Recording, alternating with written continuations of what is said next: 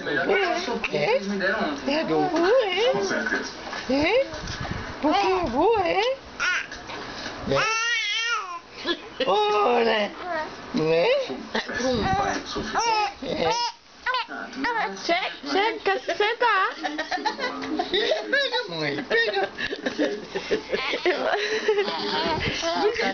Olha, menina. Mas eu não me incomodo não, pai. Desse jeito.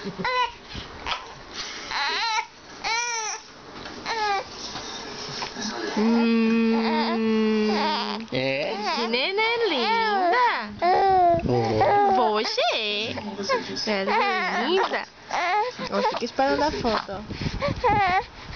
Tá vendo? Não sei seu filho. É? É do Eu ovo? também quero te fazer uma pergunta. Tá bom.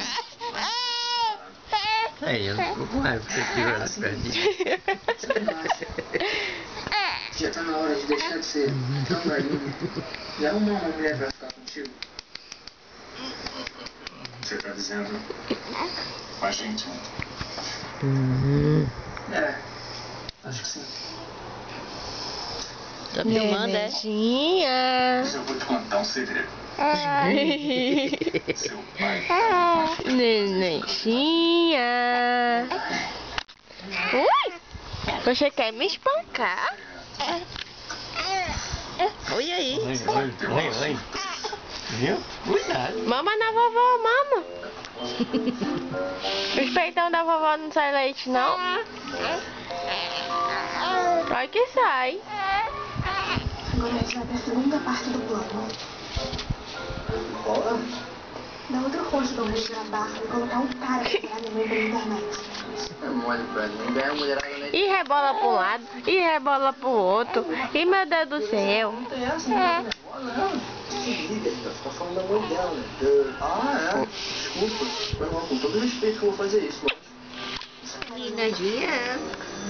Bora pra aula. Ela adora mexer, botar esses pés em alguma coisa. Ela adora.